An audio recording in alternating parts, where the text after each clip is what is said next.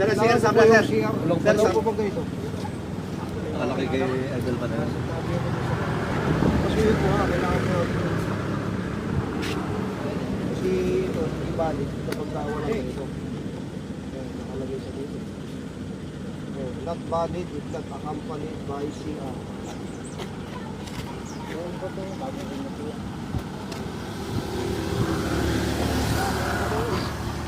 Ay sir, hindi po.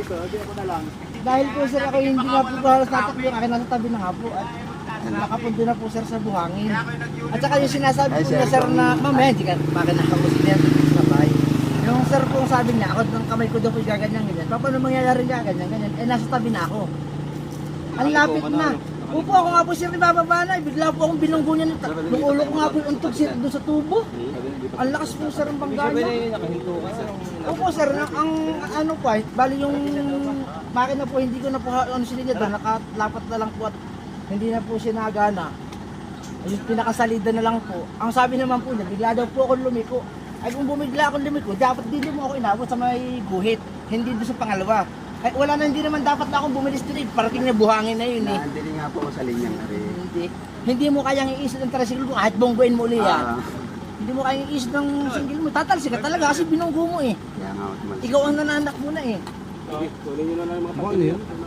Kabibi? Kabibi, malaki naman yun. Hindi. Ano yun? Yung ano yan ah, yung ano? Kabuti? Oo, kabuti, laki ano. Mataba ang lupa din.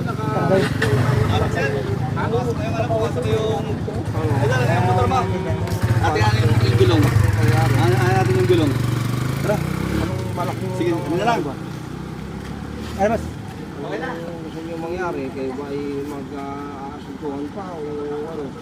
Basta sir kasi nung sala eh makadadali po ako ng asawa ko bago po yung tricycle ko eh. Naman po tayong salay. Ay hindi po sir sala dahil po kayo nasa kabila na sir. Meron kaganyan, merong may sala dyan. Hindi po pwedeng wala niya sala. Ako tatanggapin ko sir kung ano sala ko. Ay pero sa yung agad ay sisintensyahan mo na ako po ay sala eh ang ako po nasa kabila sa buhangin ah. Kasi totally ano dyan, kapag tayo na inabot pa natin ito. Hindi mo naman sir kaya Lang, iisip ha? yun eh. Kasi ako nakasalbi na. Usapang legal lang ha, pag iligalin natin yan, pagka talagang makakalayo pa ng usapan yan, eh, pagkahabutin pa natin sa investigador o kaya sa korte yan, yung tatanungin lang dyan eh, kung sino ang bumangga. Ay siya ako po sir, siya po ang pumangga sir. Kasi puwit yung tricycle po nakahiris na. Yun ang mangyayari doon. Dahil po sir ang binangga po niya yung unahan ko, ako po yung nakatuwid pa, ay maaaring yung akin, ako ang bumangga. Ay, bigla pa. Sinalubong kita. Ay,